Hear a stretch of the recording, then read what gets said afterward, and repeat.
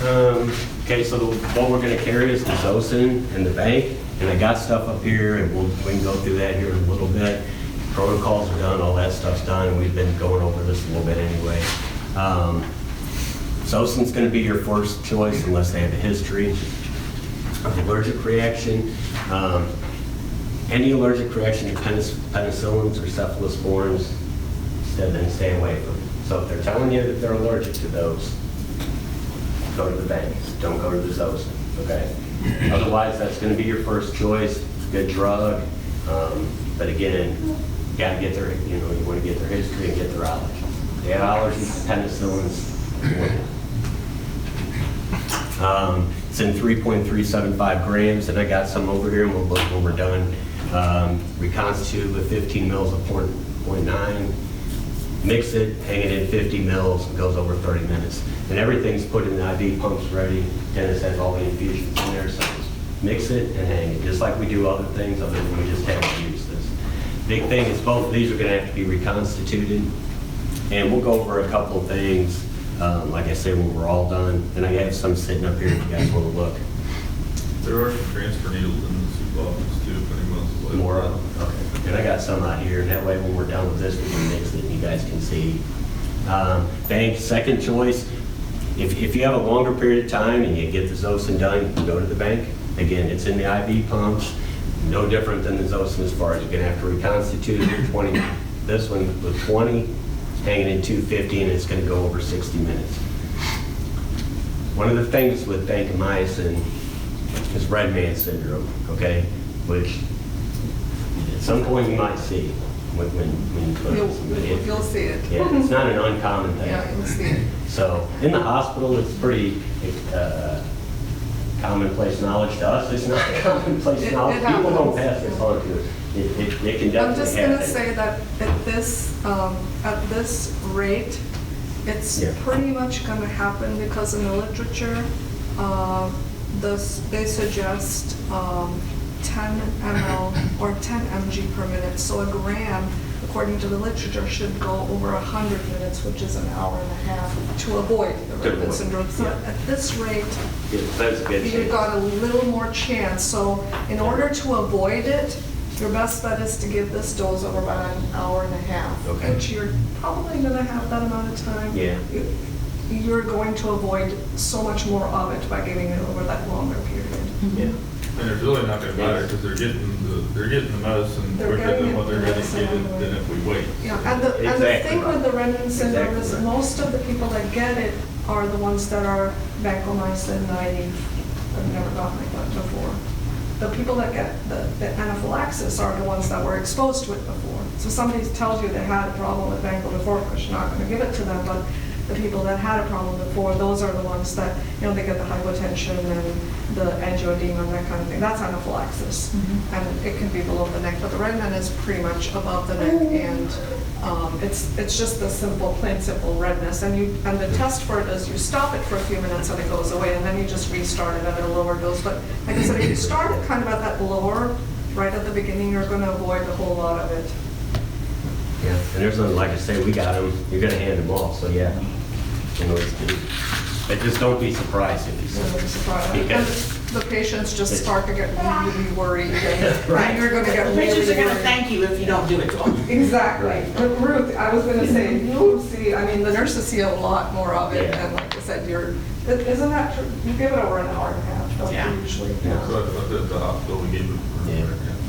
Yeah, don't be surprised. I've seen it even just in the ER a couple times, so it's not something that, like other things where occasionally it'll happen. There's a good chance. And the Benadryl dose that's recommended is, I'm actually doing my part now so that is usually 50 milligrams, either IV or PO, either one. There you go. Yeah, and patients will appreciate it if we don't cause them any grief.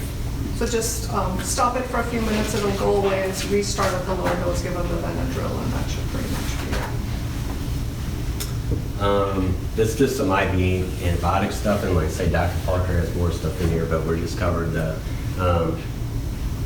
antibiotics, as we know, like they talk about today with superbugs and all the other problems with antibiotics, right? You want to make good decisions when you're going to get antibiotics. And that's true with all of us in healthcare, right? There's no point in overusing them so that we end up with the problems that we have now, that stuff that ends up being resistant to it. But we also don't want to deny it to people who need it. And they actually, when they look at sepsis, sometimes it's that apprehension is why people end up with severe sepsis, or it's because they didn't get it. So where's that line in between? It's about making good decisions.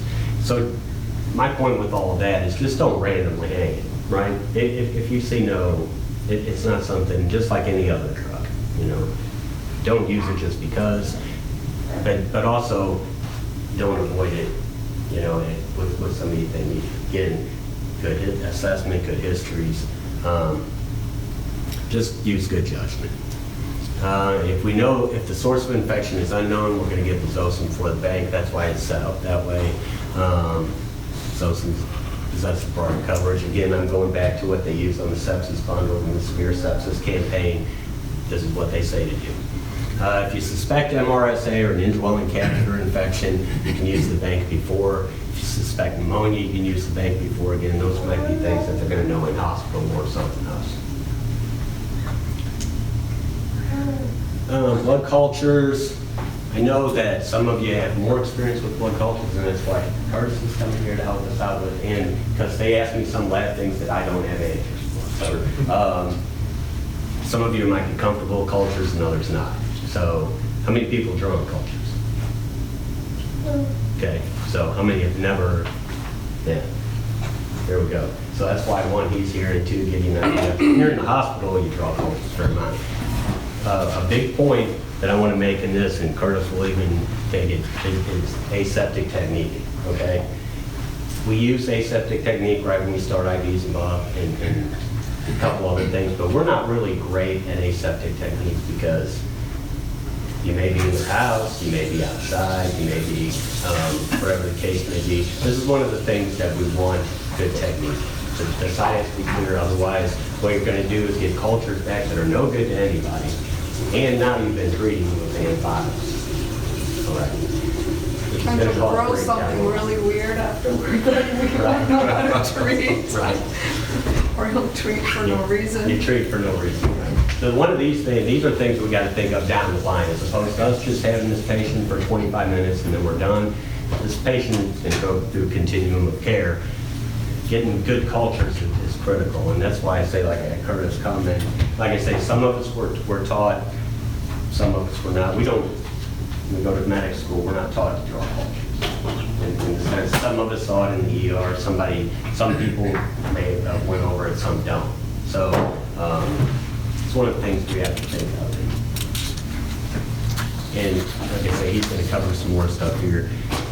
One of the key things when we draw the cultures is Herman Hospital uses their culture tubes, their bottles, okay? Mercy Washington has another set of culture tubes and bottles that they use, okay? One is not going to be compatible with the other, which causes us grief in the sense that, so you got to pick the right one. If the patient wants to go to Herman Hospital, then you got to draw cultures, bottles for Herman Hospital. No pressure though for a second shot.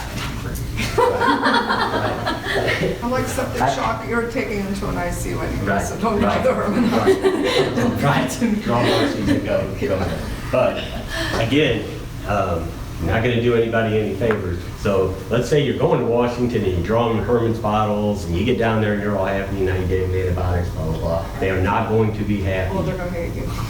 And then they're going to call me and be like, and I'll have to say, oh, well, stuff happens. But we cannot, because they're not overly eager in the down there as much. I have to deal with them more about doing anything that is different from what they do now. So that creates this, let's not cause any more grief than we have to. And if I got to listen to it, I'll listen to it. But you got to think that patient may be in the hospital now for the next 7, 8, 9 days. Okay, the cultures are drastically important to get.